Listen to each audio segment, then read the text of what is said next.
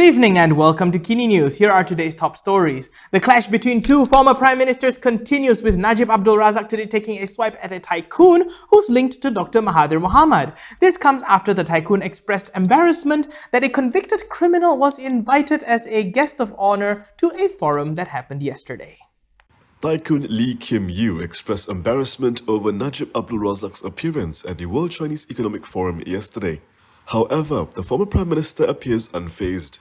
Instead, Najib implied that the property magnate was not satisfied because of his links to Dr Mahathir Mohamad. Najib furnished Companies Commission of Malaysia records showing that Lee and Mahathir were partners in the Palace of the Golden Horses Hotel and private jet company Flyjet. Yesterday, Najib delivered the keynote address at the WCEF.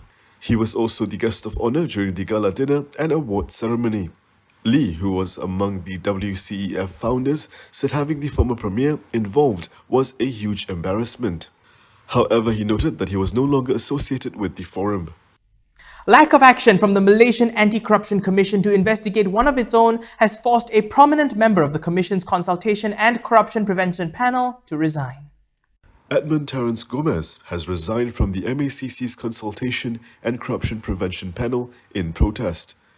This comes after inaction by the panel to act against MACC Chief Commissioner Azam Baki's alleged ownership of close to 2 million shares in a publicly listed company. Gomez said he had first brought the matter to the attention of the panel's chairperson, Borhan Dollah, on November 13th. Though Borhan initially responded immediately and agreed to convene the panel, the meeting never materialized.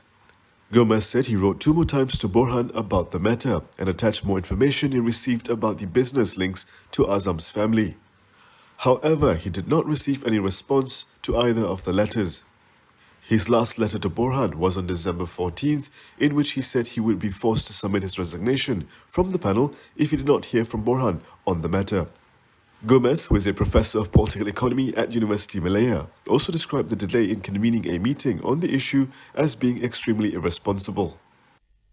The right thing to do now would be to put Azam Baki on garden leave. This is according to Pejuang. That would be one way to maintain the public's confidence in the commissions. Pejuang has called on the Malaysian Anti-Corruption Commission Chief Commissioner Azam Baki to be put on garden leave. In a statement today, Pejuang Information Chief Ulia Akama Husamuddin said this must be done pending an investigation against the MACC chief for allegedly owning close to 2 million shares in a publicly listed company. Ulia said this is the only way to restore the public's confidence in the graft buster. He added that the resignation of the former member of MACC's Consultation and Corruption Prevention Panel, Edmund Terence Gomez, is indeed shocking and worrying. Ulia said the lack of urgency in the panel to convene a special meeting on the allegations surrounding Azam created speculation and doubts in the trustworthiness of MACC. Yesterday, Gomez tendered his resignation from the panel, claiming that the panel chairperson, Borhan Dollah, did not respond to his request to convene a meeting on the allegations against Azam. Plans to develop 6 flood retention ponds in Kuala Lumpur have sparked protests from local lawmakers who fear the city's ability to cope with floods in the future will be significantly reduced. Segambut MP Hannah Heo has given MACC 24 hours to start an investigation over plans to develop 6 flood retention ponds in Kuala Lumpur. The issue was brought up after Malaysia was hit by widespread floods in several states. This is criminal because so many people were affected. Dan ini adalah bakal Sri Muda kalau tak ada tindakan diambil hari ini. So MACC, what are you waiting for? 24 hours, please respond kerana kronologi sudah ada. Ini adalah laporan Ketua Audit Negara. It's very, very detailed. Okay? So we expect that to act, and I ask that the Prime Minister, Ismail Sabri, kena baca dokumen ini hari ini juga. Minta semua penasihat yang beliau ada, baca dokumen ini dan ambil tindakan segera. She said this would affect the capacity of retention ponds and cripple operations under the Kuala Lumpur flood mitigation system. The 6 retention ponds in question were the Batu Pond, Nanyang Pond, Delima Pond, Taman Wahyu Pond, Batu Empat Pond and Taman Desa Pond. Yew said the plan to develop the retention ponds was among 943 developments approved by the city's mayor from 2015 to 2020. She added that the approvals were inconsistent with the Kuala Lumpur City Plan 2020 as revealed by the Auditor General's Report 2029 Series 2 in September. MACC has been contacted for comment at the time of recording.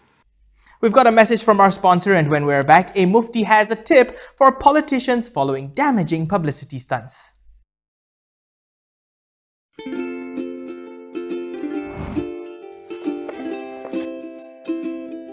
Shellfish, red meat, and beer.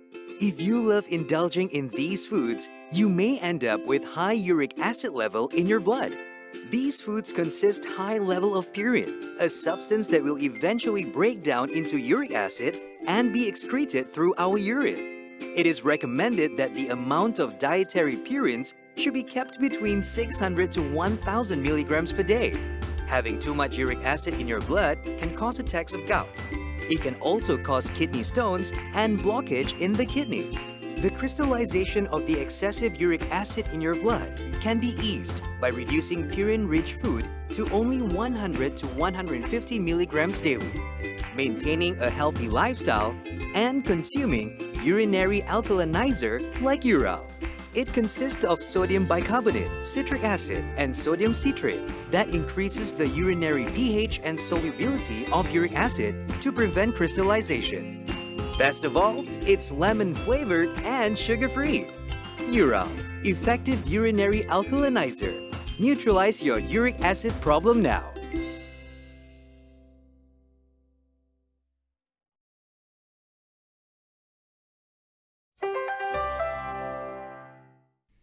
Welcome back. The Mufti of Perlis has a tip for government leaders. Just do your job and stop making a fool of yourselves.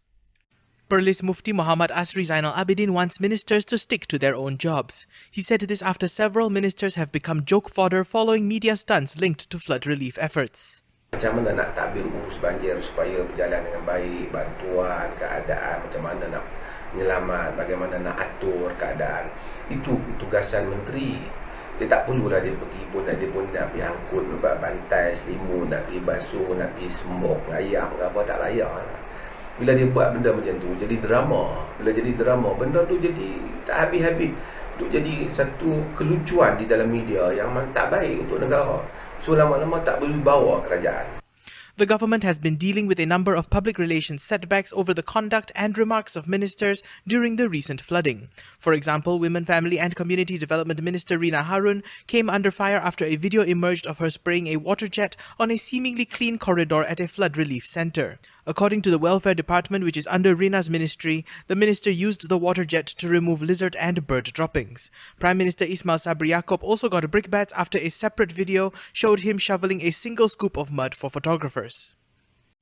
At a villa in Genting Highlands, a celebrity couple held a wedding reception. They had everything, live music, fancy dresses, but they appear to have forgotten something: the COVID-19 standard operating procedures. A celebrity couple's wedding reception has caught the attention of the police for allegedly violating COVID-19 standard operating procedures. This is after a video of the event went viral yesterday. Those in attendance did not appear to be wearing masks and were not practicing physical distancing.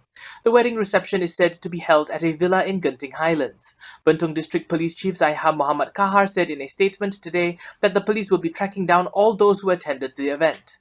Earlier in April, in a separate incident, actress Nur Nilofa Muhammad Noor and her family members were fined a total of 60,000 ringgit for not maintaining physical distance and breaching interstate travel prohibitions in place at the time. 20 of Nilofa's family members were fined 1,500 ringgit each for failing to maintain physical distance at the wedding.